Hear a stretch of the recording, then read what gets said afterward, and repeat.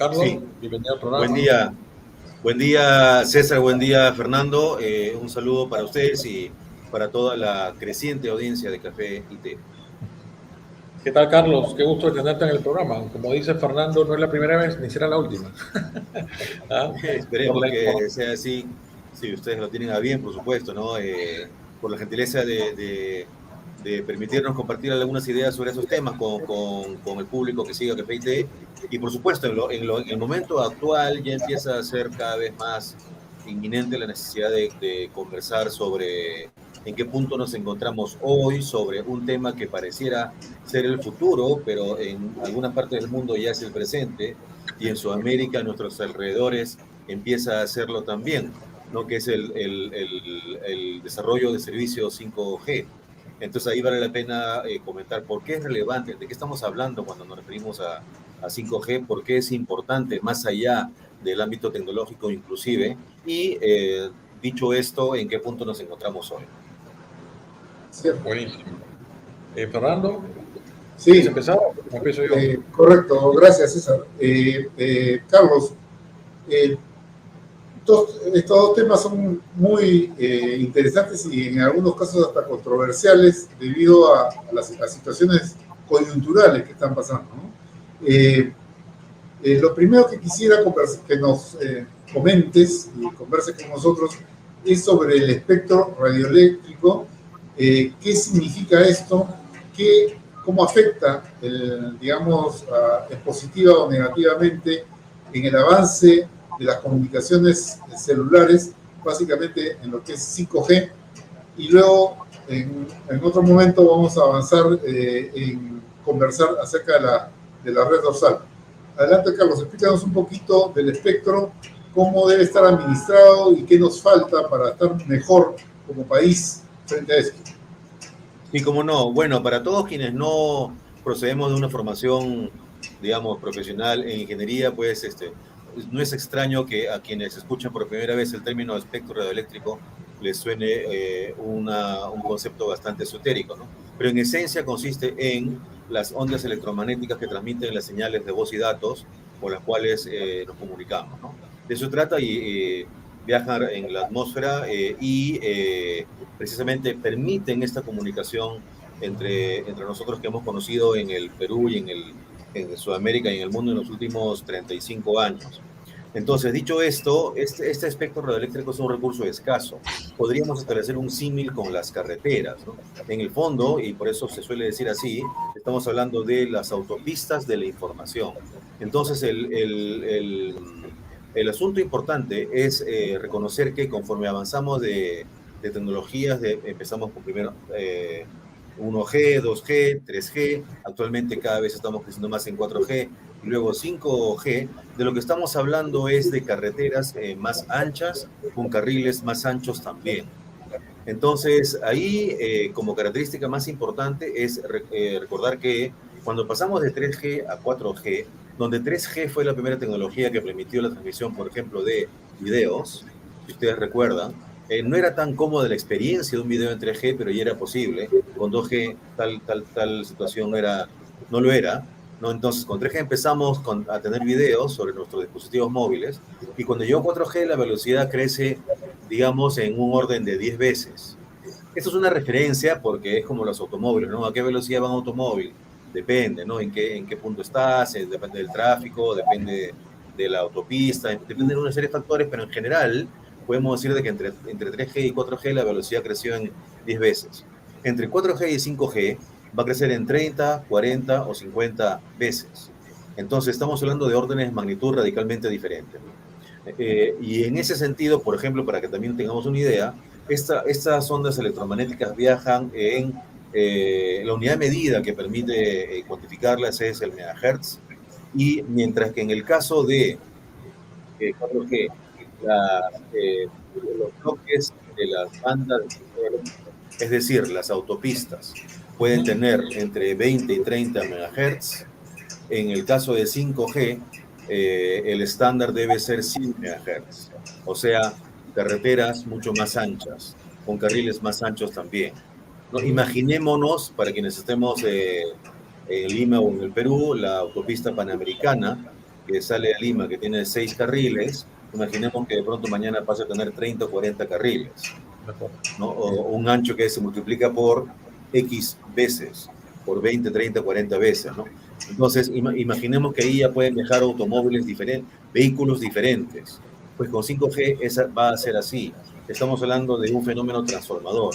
En ese sentido, eso nos referimos hace un rato cuando mencionábamos que 5G, el paso de 4G a 5G va a ser bastante diferente al que tuvimos en el caso de 3G a 4G hace una década en nuestro país. Y por eso muchos expertos internacionales suelen decir que mientras que 5G va a ser la quinta generación para las personas, va a ser la primera generación para las cosas, porque vamos a tener una masificación bastante intensa de la conectividad en las cosas, de la tecnología Internet de las cosas, y por eso incluso hasta el famoso indicador de cuánto es la penetración del servicio, que siempre decimos 70% de qué, de la población, ya eso no va a ser un referente, porque los dispositivos conectados van a ser 5, 6, 7, 8 veces el tamaño de la población. Si en el Perú somos 30 millones y hoy tenemos 40 millones de líneas móviles que usan el espectro radioeléctrico, ¿no? Donde tenemos una penetración de 120% más o menos, cuando llegue el 5G debiéramos aspirar a que hayan 150, 200 millones de dispositivos conectados. ¿Conectados en qué? En una serie de aspectos de la vida cotidiana. O sea, para empezar, al tener la velocidad mucho mayor, van a existir 3 tipos de servicios 5G, que tienen algunos acrónimos un poco técnicos, pero para decirlo de manera más práctica, podemos decir que van a ser ultra rápidos, ultra instantáneos y ultra masivos. Ultra rápido es que si nos sorprendimos mucho cuando al pasar a 3G a 4G descargábamos una película en pocos minutos, ahora vamos a poder descargar una película en pocos segundos. Ultra rápido, ¿no? Luego, ultra instantáneo. ¿Qué consiste? En que la latencia, que es este indicador de, más allá de la velocidad, qué tan instantáneo es la transmisión de la señal, va a ser apenas un milisegundo, cuando en 4G estamos hablando de 20 o 30 milisegundos, ¿no? Y ultramasivo, de que mientras que con 4G tenemos hasta 10.000 dispositivos conectados por kilómetro cuadrado, en el caso de 5G va a ser más de 1 millón, ¿no? Entonces, estamos hablando de órdenes de magnitud, por donde lo veamos, estamos hablando de 30, 40, 50 veces. Por lo tanto, va a tener un efecto transformador que podemos comparar o incluso va a ser mayor al que tuvimos hace un siglo en el mundo y también en el Perú cuando llegó el automóvil. Voy a poner un ejemplo que no sé qué tan aplicable sea, ¿no? Pero el automóvil fue disruptivo porque reemplazó el coche a caballo. Un coche a caballo tenía 4 kilómetros de velocidad, un automóvil tiene 20 veces o 30 veces y transformó el mundo. Entonces, antes de continuar y ya para concluir esta primera parte, lo que quisiera decir es que es mucho más importante prestar atención al efecto transformador en la vida de las personas, de las empresas, que va a tener el 5G, más allá de los aspectos propiamente tecnológicos. Buenísimo. Carlos, si me permite, César, tengo una repregunta. Carlos, muy clara tu explicación, creo que, digamos, todos hemos entendido qué significa, pero me gustaría que nos digas quién administra este espectro radioeléctrico y por qué, digamos, sentimos que hay tanta dificultad en pasar al 5G. ¿Qué nos está faltando desde el punto de vista de ese administrador en el reto de su gobernanza, ¿no? Sí, claro que sí. El espectro radioeléctrico es un recurso natural y en tanto recurso natural es propiedad de la nación. ¿Qué es la nación? Bueno, es una abstracción que contiene a todos los ciudadanos, ¿no? No es el Estado, es la nación, ¿no? Pero naturalmente, para plantearlo en términos aterrizados, es el Estado quien, en nombre de la nación, administra, gestiona este recurso. Además de ser recurso natural, este mismo recurso es escaso, ¿no? Porque las bandas de espectro radioeléctrico son limitadas y en ese sentido corresponde al Estado, como parte de esta gestión, definir cuáles son esas bandas de espectro radioeléctrico que van a ser utilizadas para cada servicio. Hay diversos tipos de usos que puede tener ese espectro, tanto para servicios privados como para servicios públicos, que es lo que nos compete aquí ahora. ¿no? Y dentro de eso, cada una de las tecnologías que hemos ido mencionando y conociendo, pues ha utilizado determinadas bandas, ¿no? Normalmente no las define cada país, sino que existen ciertas prácticas internacionales, ciertas recomendaciones de la UIT, que es la Unión Internacional de Telecomunicaciones, que es este brazo de la ONU, de la Organización de Naciones Unidas, que justamente orienta el desarrollo de las tecnologías de información y comunicaciones. En ese sentido, existe una banda de espectro radioeléctrico que es la 3.5 GHz, que va a ser utilizada que ya está atribuida, es decir, el Estado ya decidió que esa banda va a ser utilizada para los futuros servicios 5G. Ahora el paso siguiente es que sea asignada, es decir, que esté definido los bloques de esta banda para el operador A, el operador B, etcétera, que debiera ser a través de un proceso transparente en el cual pues cada operador plantee propuestas, ¿no? Pero existe un paso previo que empieza a ser cada vez más común, más presente, conforme las tecnologías avanzan de forma más acelerada, que es un proceso de reordenamiento, porque imaginemos una avenida de la ciudad que usa automóviles y que de pronto el administrador de este recurso, que son las redes viales, decide que ya no pasen vehículos automotores, sino que pasen bicicletas. Entonces debes reordenar los carriles de la red vial para adecuarla a las bicicletas, ¿no? Entonces aquí es así, y eso es relevante porque existe un legado. Conforme las tecnologías van avanzando cada vez más rápido, cada vez es más probable que te encuentres con legado, porque como recurso es escaso, vas a usar algo que ya antes fue utilizado para alguna otra cosa. Entonces, efectivamente, la banda 3.5 GHz fue asignada hace más de 20 años, si recuerdan, si desempolvamos en la memoria, la tecnología WiMAX, ¿no? que nunca llegó a masificarse, pero estuvo preparada para eso con bloques de 50 MHz, pero ahora como hace falta 100 MHz, hace falta un proceso de reordenamiento. Y el MTC, la autoridad en esta materia, el Ministerio de Transportes y Comunicaciones, se encuentra en ese proceso. Lo que pasa es que esto, que suena bastante fácil decirlo, tiene una serie de implicancias técnicas y también económicas, y es ese proceso en el que nos encontramos, ¿no? Y hace falta, con esto quisiera concluir esta parte, hace falta determinar si es que va a terminar pasando a preinversión para que exista una licitación, como siempre, que puede tomar 1 año y medio aproximadamente, o si es que el MTC tiene alguna forma, tiene un marco normativo que le permita agilizar este proceso de asignación de las bandas 3.5 GHz para los futuros servicios 5G. Excelente, Carlos, las acotaciones que vienes haciendo. Yo quiero ir resumiendo, porque es súper importante lo que venimos conversando con Carlos, y la gente creo que no entiende lo importante de generar estas carreteras con estas velocidades y lo que va a significar para la evolución, digamos, de la industria y de los diferentes negocios que existen. Digamos, entendido, Carlos, los beneficios, está la pregunta, ya el qué ya lo hemos resuelto, ahora es el cómo, ¿no? Tener esta infraestructura 5G no es... La primera dificultad que has comentado es el reordenamiento que se necesita para que los operadores tengan el ancho para las carreteras de las antenas.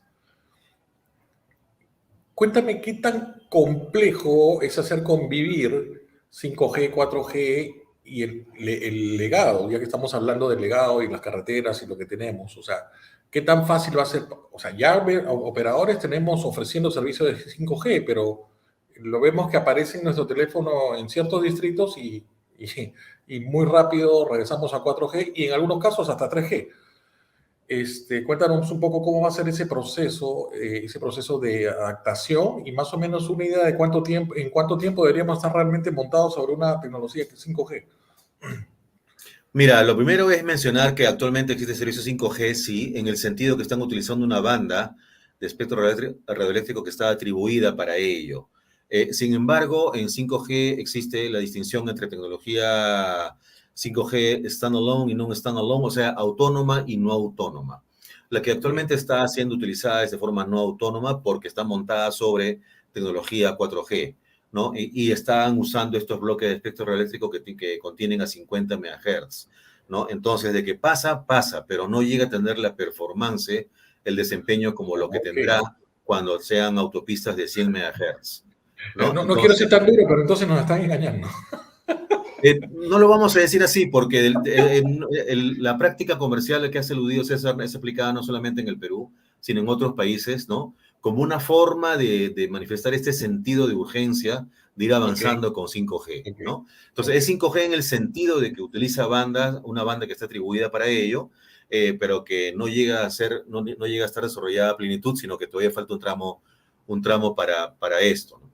Y sí quisiera poner ejemplos, Y Carlos, porque una curiosidad. ¿Y qué sí, cosa es lo que perdemos? ¿Amplitud o velocidad? O sea, en esto, digamos, ¿qué, ¿no? qué es lo O sea, qué es lo que ganamos, te refieres, o qué es lo no, ¿qué es lo que... que perdemos en no estar realmente como deberíamos, ¿no? En una banda con 100 MHz, eh, ¿no? las tres características que mencioné hace un momento, es Ok. decir, ultra rápido, Vamos. ultra instantáneo y ultra masivo. Y justamente quisiera, si me permites, a propósito de lo que acabas de manifestar, ejemplos, ¿ya? ¿Qué tipo de servicios Ajá. estamos hablando, ¿no? Ok. Por ejemplo, hemos escuchado que en mercados desarrollados existen cada vez más a vehículos autónomos, automóviles autónomos, valga la cacofonía, ¿no? Automóviles autónomos. Entonces, ya no, nos podremos imaginar la criticidad que tiene que sea instantáneo, no solamente que sea veloz, sino que sea instantáneo, en el sentido de que la decisión que tome el computador que está en el vehículo, cuando va a pasar una persona va a cruzar la pista, ¿no? ¿Y qué pasa si lo cruza de manera negligente? Entonces la respuesta tiene que ser absolutamente instantánea. No puede ser 30 milisegundos como en 4G, porque para entonces ya atropellaste. Tiene que ser un milisegundo como máximo, que es 5G, ¿no? Entonces esa es una aplicación para mercados, los mercados que han ido avanzando en estos temas más que en Sudamérica. Ahora, en el Perú, yo no sé si ese sea el tipo de aplicaciones, ¿no? Pero, por ejemplo, también se ha hablado de eh, cirugías Medicina. remotas. Exacto, Sí, medicina. cirugías remotas, donde el doctor puede estar en cualquier parte en cualquier otro lugar diferente a donde se encuentra el paciente, ¿no? Y eso puede ser relevante, por ejemplo, para centros poblados en el ámbito rural del país, que requiera un profesional de la cirugía que no tenga la posibilidad de llegar físicamente hasta el lugar y pues a través de 5G podría tener una intervención quirúrgica a distancia, ¿no? Con un riesgo sumamente controlado porque es instantáneo. Entonces, esa es una característica, un ejemplo de ultra instantáneo. Ultra veloz es, además de que descargas una película en el móvil mucho más rápido, tienes, por ejemplo, para el sector de educación, la realidad virtual. Ya existe, ¿no es cierto?, dispositivos que conocemos como, no mencionaré marcas, pero sabemos que existen estos dispositivos que permiten, a través de los lentes, pues acceder al, al, a plataformas de realidad virtual. Entonces, imaginemos que eso sea utilizado masivamente por el sector de educación para los cursos de adolescentes de secundaria, para cursos de ciencias o de historia, etcétera, ¿no? Entonces, ese es un uso que puede tener esta posibilidad de ultra rápido, porque hacer ultra rápido puedes estar inmerso en esta realidad virtual y tener una experiencia inmersiva.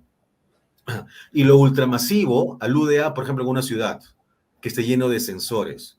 Sensores para seguridad ciudadana, para semaforización y para cualquier otra, de sensores del clima, en fin, para sensores de presencia de tráfico de personas, en fin, ¿no? Una ciudad llena de dispositivos que cada uno consume muy pocos datos, pero son muchos, ¿no? Entonces, una ciudad inundada de sensores o también para procesos industriales, Internet de las cosas, ¿no? Entonces, y eso sí es algo que, por ejemplo, en el sector minero están esperando con mucho apetito, ¿no? El sector minero, por las características que tiene la estructura económica del Perú, va a ser uno de los primeros sectores en absorber el valor que vaya a aportar 5G. Entonces, estos son apenas algunos ejemplos de esta Carlos, disrupción que va a significar en términos de servicios. quiero sumar a lo que tú has comentado. Estuvo el gerente de sistemas de Antamina comentándonos que el centro de control de Antamina, que en algún momento estaba en mi propia mina o muy cerca de la mina, lo tiene ahora en Lima, totalmente remoto, haciendo toda la gestión. Ese es uno. Y Sí, un poco para que Fernando se emocione, deberíamos, o sea, hemos hablado de lo tradicional, cómo lo tradicional se va a ver afectado, digamos, ¿no? En velocidad, en alcance, con estas tres características. Pero vamos a hablar de la inteligencia artificial. ¿Qué pasa con la inteligencia artificial que está en algún lugar del mundo procesando lo que queremos, verdad?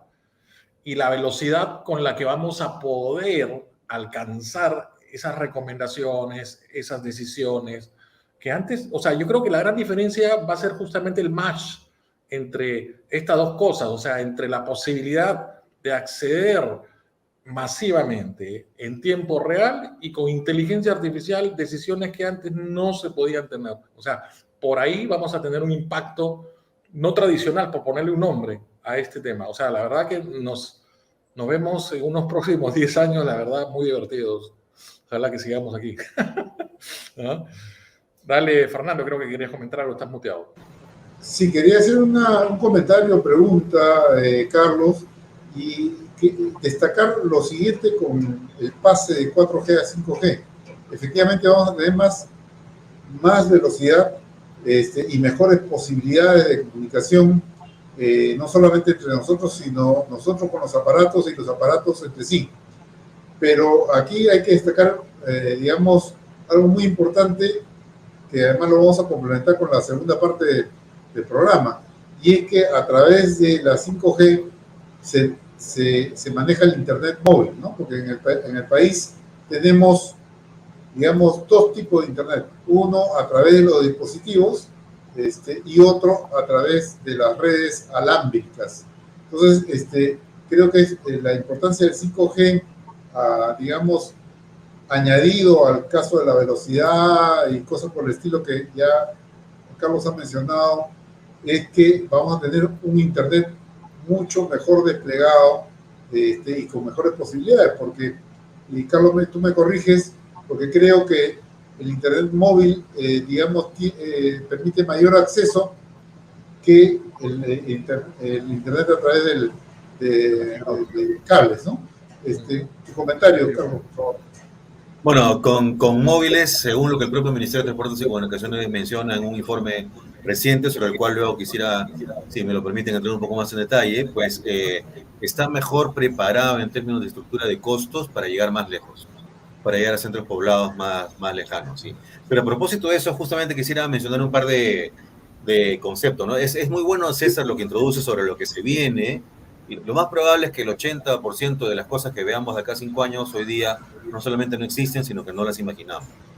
Entonces, eso es muy bueno, pero si ya traemos todo esto a la realidad económica y social de nuestro país, dos consideraciones, ¿no? Lo primero es que cuando hablamos con 4G ya lo sentimos y con 5G lo vamos a sentir mucho más. La experiencia del servicio requiere un ecosistema con varios componentes. No basta con la conectividad, hace falta también el dispositivo. Y los dispositivos, como bien sabemos, tienen precios acordes al desarrollo tecnológico que requieren. Entonces, existe un problema identificado en la política pública respecto a la asequibilidad. La asequibilidad o sea, qué tanto las personas pueden realmente pagar por los equipos, ¿no? Incluso hay países que ya han implementado políticas públicas para facilitar los costos tributarios, por ejemplo, para la importación de servicios de dispositivos 4G, por lo menos de dispositivos de gamas relativamente bajas. No que una gama baja 4G es mucho mejor que lo que era gama alta en 2G, evidentemente, ¿no? O en 3G inclusive. Entonces, y no solamente dispositivos, sino también contenidos. Si hablamos de salud, de educación, en algún momento hará falta crear plataformas adecuadas a la realidad de nuestro país. Y el otro tema es la alfabetización, ¿no? Entonces, un primer punto es que estamos hablando de un ecosistema donde la experiencia requiere varios componentes, no solamente la conectividad. Y lo otro es que para pensar y proyectarnos a 5G, primero hagamos la tarea previa, que es completar 4G.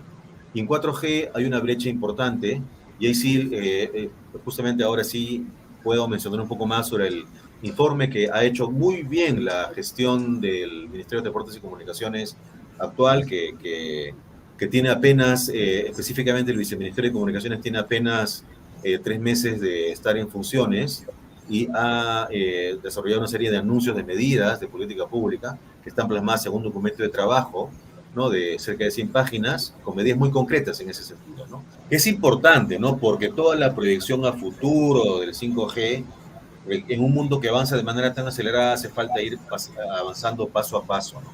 Y el paso de ahora, el imperativo de ahora es el 4G. Y cuando hablamos 4G debemos referirnos a las brechas, es decir, los peruanos que ya tenemos 4G respecto de los peruanos que aún no tienen 4G, donde lo que importa ya no es el gran promedio nacional, sino justamente ver ya por tramos de centros poblados, ¿no? Y en ese sentido, según estadísticas oficiales del Ministerio, 60% de la población peruana vive en centros poblados con no más de 100 habitantes. Este es un desafío enorme, ¿no? Porque las ¿Cuántos habitantes, redes, no? 100 habitantes, 100 o menos, Ok, 100 o menos, ¿no? ok. Entonces, esto es un desafío enorme porque las redes de telecomunicaciones tienen un costo importante que justamente mientras más lejos llegues, más costoso es en términos logísticos, de llevar todo el equipamiento, la conexión y luego una vez que está desplegada toda la operación, ¿no? Entonces, es bastante costoso que requiere pues un volumen de demanda suficiente para cubrir dichas cosas a lo largo del tiempo. Es decir, no otra cosa que la sostenibilidad. Y en ese sentido, solamente como un punto de referencia adicional, según estas estadísticas del Ministerio, en promedio los centros poblados que tienen redes móviles se ubican por encima de 1.000 habitantes.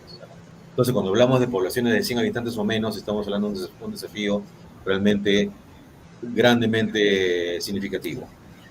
Dicho sea de paso, según estas mismas estadísticas, con redes fijas, estamos hablando de poblaciones como mínimo de 4.000 habitantes, ¿no? Entonces, claramente es que con redes móviles que vamos a llegar y ante ello el Ministerio agrega un elemento adicional que es cómo las inversiones con el paso del tiempo se han ido frenando, fruto de diversas razones, ¿no? Entre otras que la intensidad competitiva está motivando que la situación financiera de los operadores ya no sea aquella que tuvieron antes. Entonces, ante este panorama, el Ministerio ha planteado un menú de 9 propuestas, no vamos a enumerar todas, pero sí vale la pena mencionar un par de ámbitos, o hasta 3 quizás, donde el MTC está poniendo el dedo en la llaga.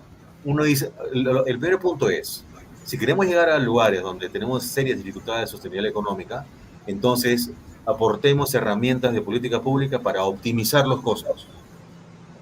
Lo segundo es, si la optimización de costos no alcanza, entonces identifiquemos fuentes de financiamiento adicionales. Y el tercer punto es, si las fuentes de financiamiento adicionales no bastan, entonces apliquemos innovación normativa y a ver qué otras ideas complementarias se nos ocurren.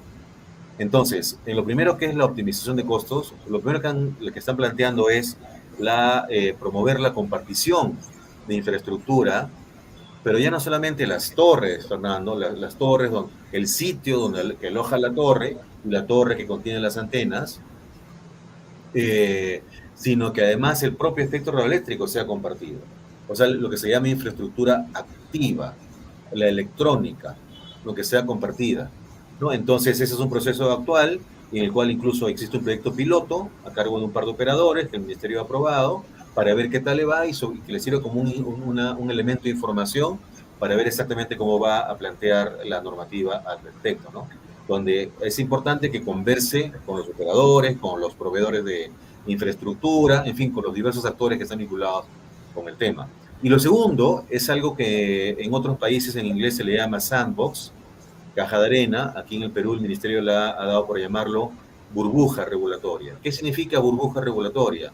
Que en lugares en los centros poblados rurales, no va a aplicar una serie de normativas regulatorias a cargo de OCIPTEL, ¿no? Que imponen una serie de sobrecostos de diversa índole y que complejizan la operación a cargo de los operadores, ¿no? En el entendimiento de que es mucho mejor primero asegurarnos que haya el despliegue, que las redes lleguen, que los servicios lleguen, que los ciudadanos puedan usar los servicios durante un tiempo y una vez que ello ocurra ya determinar si la burbuja debe ser sostenida o no. Entonces, ese par de elementos tienen que ver con la optimización de costos.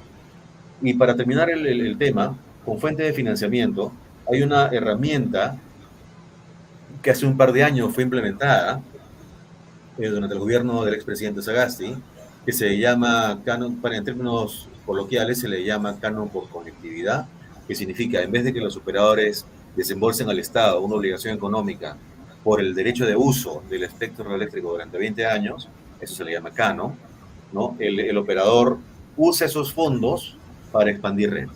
Eso ya ha arrojado bastante buenos resultados y el MTC ha anunciado que el límite de los fondos del Cano que puedan ser usados para expansión y incluso para renovación tecnológica, para pasar de 2G a 4G, va a aumentar del 40 al 60% respecto a los fondos que el MTC normalmente debiera recaudar por el Cano. Y no solo eso, sino que está diciendo que existen otras obligaciones económicas que de repente los operadores también van a poder utilizar para eso, para desplegar y para renovar, porque parte del desafío en el ámbito rural no es que en algunos lugares donde ya existen redes, pero son redes de 2G, entonces para que puedan saltar a 4G. Entonces, estas son algunas de las normas, ¿no?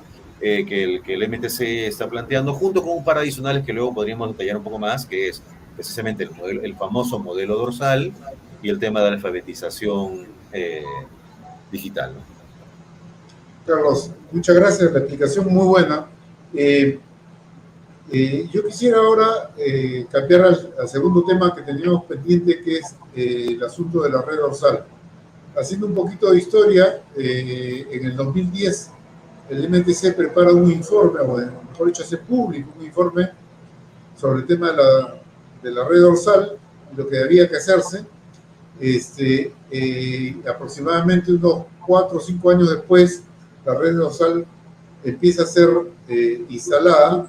Sin embargo, aparecieron algunos problemas que, digamos, estaban vinculados a los precios por el servicio que se iban a cobrar, que, digamos, eran precios que terminaron siendo demasiado excesivos con respecto digamos, al momento en que la red dorsal es puesta en operación como tal.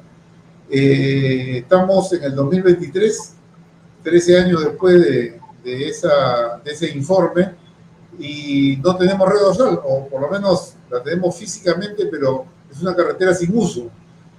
¿Puedes comentarnos qué ha pasado, confirmar lo que te he comentado y también saber qué es lo que se debe o puede hacer para destrabar esta situación? Adelante, Carlos. Sí, claro. Mira, sí, no existe una receta secreta, no existe una receta mágica, pero sí existen algunas pistas sobre elementos del contexto que puedan ayudar a construir una salida.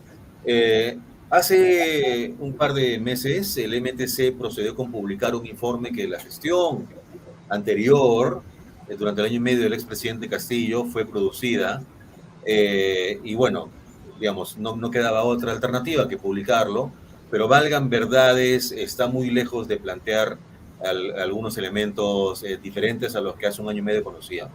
Por eso creemos que ha sido un año y medio perdido en esta materia. Duele decirlo, pero no podemos dejar de mencionarlo, ¿no? Entonces, y bueno, la gestión actual lo publica porque es lo que corresponde, pero queda muy claro que hace falta trabajar de nuevo el diseño del modelo dorsal que quedará hacia adelante. Entonces, ese es un primer punto, ¿no? En el interín, hoy día nos encontramos en un proceso de intermedio, donde el operador dorsal anterior se fue, en algún momento llegará un operador dorsal nuevo, pero en el interín están pasando cosas, ¿no? Entonces, ese es el segundo punto. ¿Qué está pasando ahora? Que durante más de un año estuvo la red dorsal a cargo de Pronatel, situación que nunca debió haber ocurrido, por más que la norma de creación de Pronatel deje una ventana para que eso suceda, porque Pronatel es una institución que está muy bien preparada para el diseño de proyectos, pero no para la gestión de una red, menos aún de una gestión de una red de 13.000 kilómetros.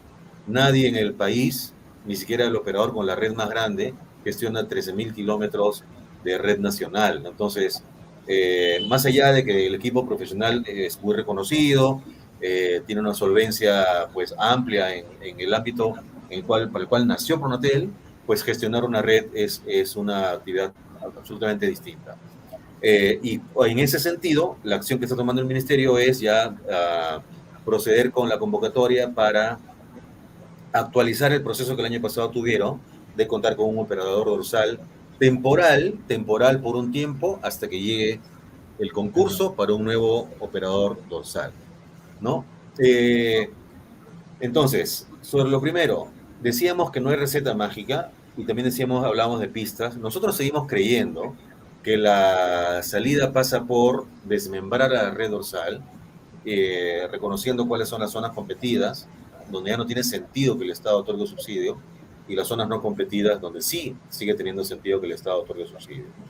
Pero más allá de eso, se habla mucho de una integración entre la red dorsal y las redes regionales, cuando primero no existe una evidencia que eso sea mejor que integrar a las redes regionales con las redes de transporte regional, con las redes de acceso regional. No hay un estudio porque tú cuando tienes tres componentes red A, B y C y propones integremos A y B, primero convenzámonos de que eso es mejor que integrar B y C. Y eso no ha ocurrido hasta ahora, ¿no? Y lo segundo es que si hubiera esa integración, ya estaríamos hablando de una red de 13.000 kilómetros de red de extensión, sino una red de 40.000 kilómetros de extensión. Eso es algo nunca antes visto. Y no hay ningún privado que lo haga. Y si se trata de un privado que lo hace mediante un contrato con el Estado, muy bien sabemos, y la propia red dorsal es una evidencia de ello, la serie de complejidades que tiene establecer una operación mediante un APP con el Estado. No, porque te creas una serie de obligaciones administrativas que si con 13.000 kilómetros son complejas de cumplir, con 40.000 kilómetros imaginemos, ¿no? Entonces, esa propuesta de integrar a la red dorsal con las redes de transporte regional es por lo menos sumamente discutible y falta ver qué cosa pasa con la otra posibilidad de integrar a la red de transporte regional con la red de acceso regional. Sobre lo segundo, ya publicó, bueno, el tribunal no es publicó, convocó Pronatel al concurso para propuestas para esta gestión temporal de la red dorsal. Nosotros no somos operador, de manera que no tenemos acceso a la información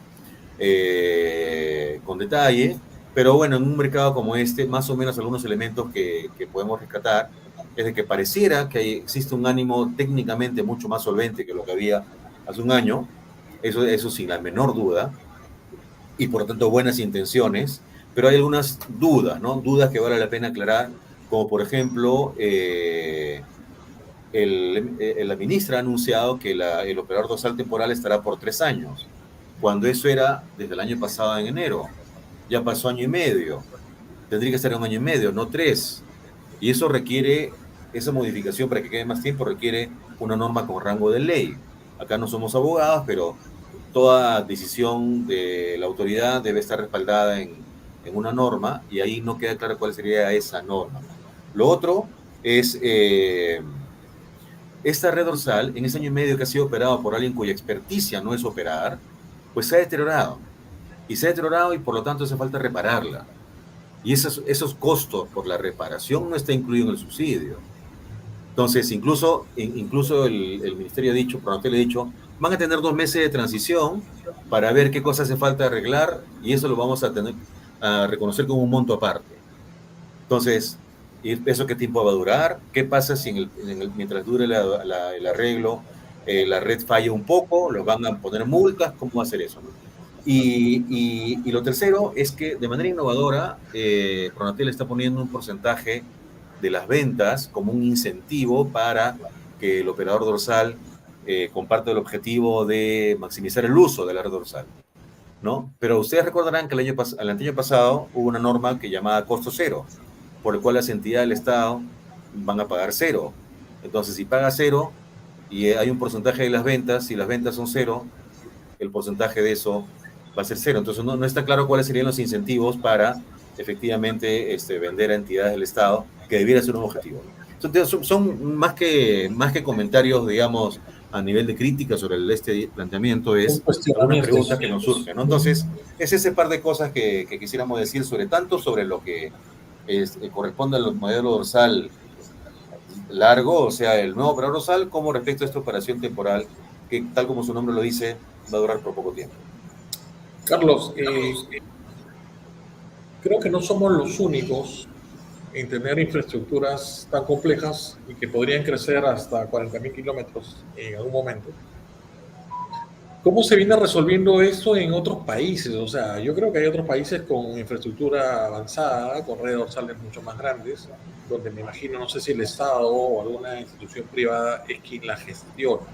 Desde el punto de vista no diseño, sino estamos hablando del punto de vista operación. de la Cuéntanos si operación. tenemos, sabes, de algún caso cercano, ¿no? Brasil o algún caso de Europa, pero yo creo que al final siempre existe ya un proveedor que pueda manejar este tipo de cosas. Lo vimos para los panamericanos, todo el mundo decía que no se va a construir la infraestructura, se trajeron a los ingleses y al final mira todo lo que tenemos, ¿no? Es impresionante, o sea, sí hay. El problema es a veces la voluntad de querer hacer las cosas, ¿no? Claro. Bueno, en ese caso se trató de un acuerdo gobierno a gobierno que tiene un marco normativo diferente, ¿no? Diferente. Pero que funcionó Que finalmente. muchísimo funcionó y atendió la urgencia de implementar toda la infraestructura necesaria en muy pocos meses, ¿no? Algo Así es. que Pero bajo vamos a cualquier otro pasar la marco voz normativo peruano para que nos ayude con la mucho tiempo, sí. infraestructura. Sí, sí, pero mira, en el caso de redes de telecomunicaciones, redes troncales de telecomunicaciones en Sudamérica, debido a tendencias ideológicas que conocemos bien, de los 10 países que conforman la región, en 7 de ellos son operadores del Estado. Claro. Ya estamos hablando de otra cosa, ¿no? Es algo que, de Sí, sí, acuerdo sí. con el modelo de Eso se desarrollo que entiende tenemos en por el el país, momento político que vive la región, ¿no? sí, durante la última década, ¿no? Ajá. Entonces, esa es una posibilidad que en el caso nuestro evidentemente está demostrado que no funciona. ¿Quiénes son los otros casos? Bueno, nosotros mismos como Perú, en Colombia, que también hay una red dorsal, aquí no le ha ido bien, ¿no? Y en el caso de Chile, hace poco desplegaron una red austral, se llama, porque cubre geográficamente la zona sur del país, que justamente tiene la mayor complejidad geográfica en términos relativos en comparación con pues toda el país, la geografía del país, que es bastante amigable, ¿no? Para el despliegue de redes.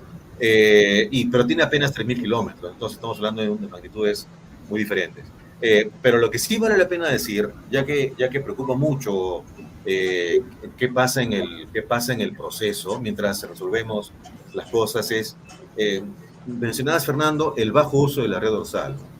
Y de las redes regionales. Resulta que hace un par de años también hubo una herramienta que el ministerio dijo, bueno, mientras las redes regionales, que es el otro componente de este tema, las redes de transporte regional aún no funcionan en el sentido de que la última tuerca no está puesta, pero en realidad ya funciona en el sentido de que ya puede transmitir señal.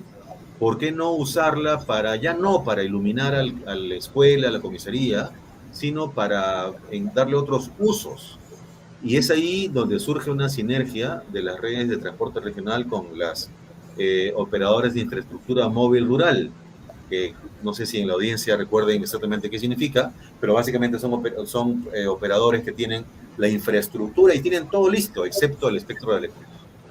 Y gracias a ellos, es que se ha dado buena parte de la expansión rural de 4G durante los últimos tiempos. Y que usen estos kilómetros de fibra óptica regionales les ayuda mucho para optimizar costos y ayuda mucho al país porque para que usen un recurso que de otra forma está absolutamente subutilizado. De modo que son las aristas que tenemos sobre la red dorsal y hoy lo que toca es esperar el proceso de esta operación dorsal temporal, proceso que según Pronatel, las consultas de los interesados podrán ser enviadas hasta esta semana, hasta el 21, y los pasos siguientes consistirán en que ya definan las reglas de juego con precisión y de ahí a la respectiva selección del operador dorsal temporal. De acuerdo. Fernando. Carlos, el operador actual temporal que se tiene, primero, ¿quién es? Y segundo, ¿es responsable del mantenimiento de la red? Porque yo entiendo que la red, digamos, tiene que ser mantenida en el tiempo porque si no hay deterioros, robos, etcétera, etcétera, que se dan. ¿Cómo está funcionando eso? ¿Y quién supervisa la labor de este operador temporal? Justamente la paradoja que tenemos hoy es que Pronatel supervisa Pronatel. Entonces, como el MTC durante el gobierno anterior no cumplió en designar a un operador dorsal, en seleccionar a un operador dorsal temporal, lo que la norma dispone es que si no hay nadie, si pasa esa situación extrema, Pronatel toma la operación. Y eso es lo que ocurrió, ¿no? Entonces, no es la situación más sana, porque insisto, no se trata de un tema de personas, se trata de un tema institucional. Es una institución que no está preparada para operar una red, ¿no? Menos aún de la extensión de esta. Entonces, incluso se da la paradoja que si algo falla en la red dorsal, OCIPTEL no puede sancionar a Pronatel, porque el Pronatel no es un operador, ¿no? Entonces, ¿a quién le ponen la multa? Porque además la multa que OCIPTEL cobra, ¿sabes a dónde va la multa que cobran? A Pronatel. Entonces, o sea, OCIPTEL tendría que poner una multa a Pronatel para que Pronatel le pague a OCIPTEL y OCIPTEL se lo dé a Pronatel. Entonces, justamente se dan unas anomalías que demuestran que no es el escenario correcto, ¿no? Entonces, sí hace bien la gestión del Ministerio actualmente en acelerar este proceso para elegir un operador usual temporal que estará ahí por 3 años, según lo que ellos plantean. Y justamente estos 2 meses de transición al inicio servirán para que el operador dorsal emita un diagnóstico y diga, está fallando la red en tales tramos, hace falta la reparación, cuesta tanto, y Pronatel aprobará el tema en los términos que correspondan y desembolsará un monto que corresponde específicamente a esas reparaciones. Entonces, a ver, déjame ser un poco pitonizo. Dado que hace 14 meses no se ha movido nada, porque, digamos, tú lo has expresado, no ha habido un esfuerzo por mejorar esta situación, es altamente probable que tengamos problemas en la red dorsal, quizás en algunos lugares, ¿no? Porque coincido contigo, Pronatel no es un, digamos, operador, por lo tanto, al no haber mantenimiento, en ciertos lugares podríamos estar perdiendo las facilidades digamos, de la red dorsal, ¿no? Por supuesto, por supuesto. Es decir, quien vaya a tomar la operación temporal de la red dorsal va a ganar el concurso que a cada unas cuantas semanas Pronatel vaya a concluir sin haber realizado la auditoría técnico-operativa de cuál es el estado de las redes. Y eso es lo que va a hacer en los primeros 2 meses, ¿no? Entonces sí existe ese riesgo. Qué lástima, ¿no? Qué lástima por todo el esfuerzo que se ha hecho que termine en un deterioro. Ojalá que no suceda, ojalá que mi cálculo de pitonizo no funcione por el bien de los peruanos, ¿no? Porque de tanto dinero que se ha invertido. Tenemos preguntas, porque ya estamos al borde del final. A ver, César. Sí. Un saludo para Diego Mota, que nos pregunta, dice, ¿cuánto puede complementar en el Perú la oferta y disponibilidad de Internet satelital al avance del 5G y la conectividad en general? Y en zonas rurales, ¿cuál es la opción más viable, ¿no? Tecnología satelital como la de Hages, por ejemplo. Carlos, interesante la pregunta, porque al final, para que entienda la gente, nosotros hemos estado hablando del espectro electromagnético, la parte, digamos, aérea, hemos estado hablando ahora de fibra, ¿no? de la red dorsal, pero sí, efectivamente no hemos hablado de la parte satelital, que ha venido, digamos, en un crecimiento importante, inyectado por el mismo señor, que ha inventado muchas cosas últimamente y está metido en muchas cosas, ¿ah? Pero que todavía no suenan masivas, ¿verdad, Carlos? Sobre todo en el aspecto satelital. Se hablaba mucho de los satélites de banda baja y de que esto tendríamos miles de satélites alrededor del planeta girando y que esto agilizaría el uso del Internet de cualquier parte. Pero bueno, cuéntanos un poco, Carlos, a la pregunta de Diego, cómo se ve afectado esta variable, digamos, dentro del juego. La magnitud del desafío de reducción de brechas en conectividad digital en el país es tal que espacio para diversas alternativas tecnológicas existe, ¿no? Y por lo tanto, sí, Hughes es un operador que en los últimos tiempos ha ido desarrollando su los servicios satelitales en el país y, bueno, más allá de los detalles de cómo les está yendo, claramente cubren un espacio de mercado y Sí, claro. cuestión de enhorabuena, ¿no? Porque además reconozcamos que de forma similar a las redes terrestres, tanto fijas como móviles, las redes satelitales también han ido evolucionando positivamente respecto a su capacidad, ¿no? De transmisión, la velocidad que pueden ofrecer, etcétera. Entonces, en ese sentido, espacio para todos hay y muy bueno que eso sea así. O sea, qué mejor que en algún momento en el ámbito rural en el país los hogares y las personas tengan más de una alternativa, ¿no? Más de una alternativa que además sea asequible, ¿no? Porque sí recordemos que en una realidad como la nuestra, la asequibilidad, es decir, la capacidad de tener el bolsillo para pagar, es un elemento a tomar en cuenta. De acuerdo, de acuerdo. Yo hasta hace unos años atrás, me acuerdo cuando estábamos en el 3, quienes tenían satelital eran las mineras y Petroperú, ¿no? Porque podían pagar por este internet. El resto todavía estaba lejísimo de poder alcanzar este tipo de servicios. ¿Qué más?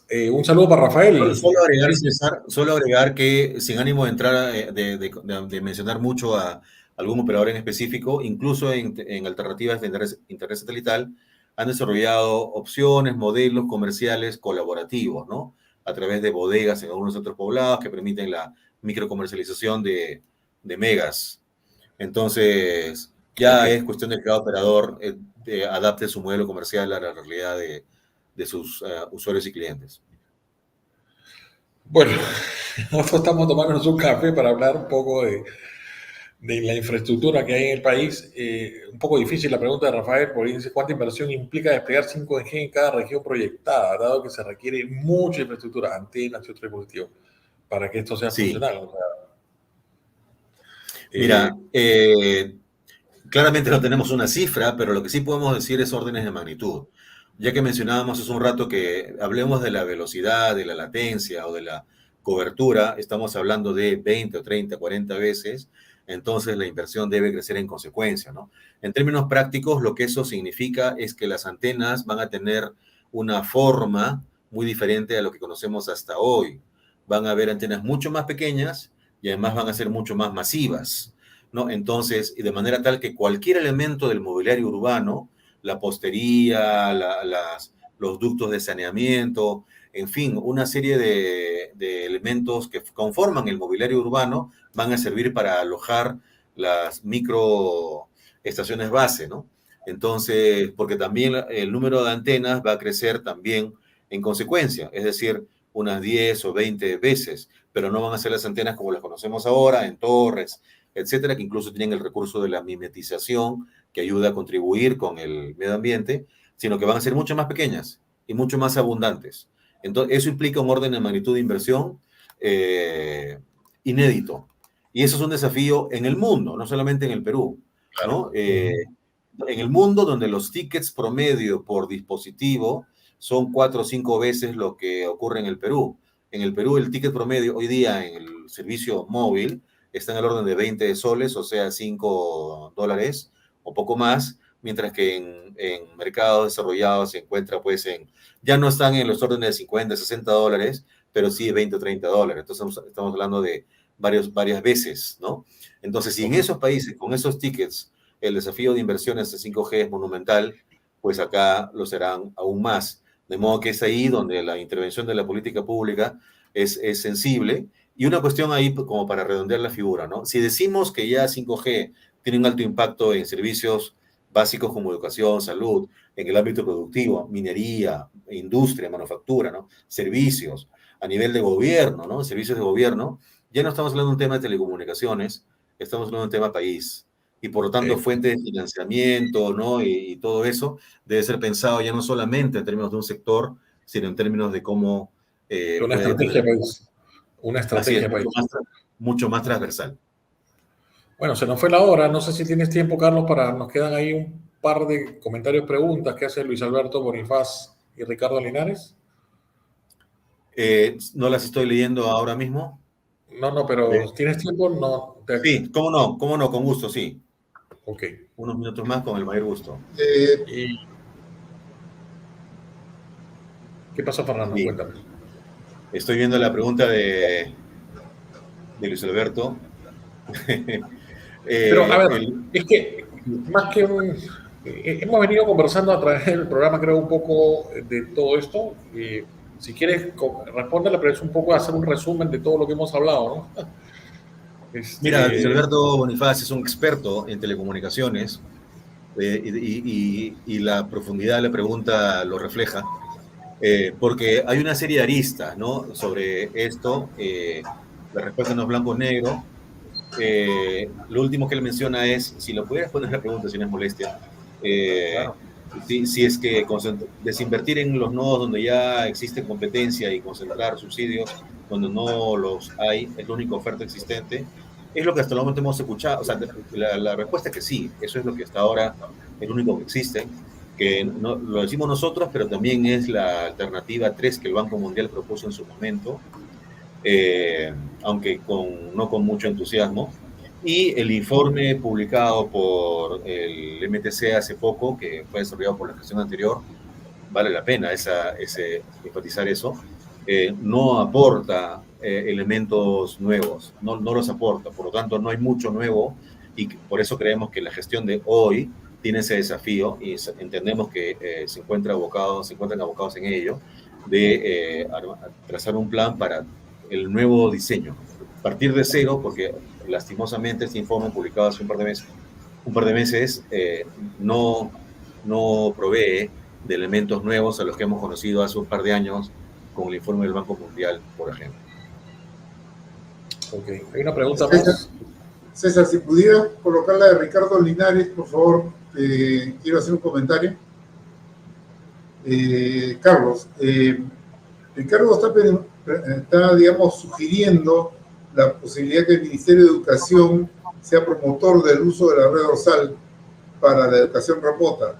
Sin embargo, creo que en algún momento conversamos, y por favor me corriges, de que aparentemente las contrataciones de comunicaciones para Internet de los colegios públicos han sido prácticamente, digamos, eliminadas porque hay una preferencia por la educación presencial y no por la virtual.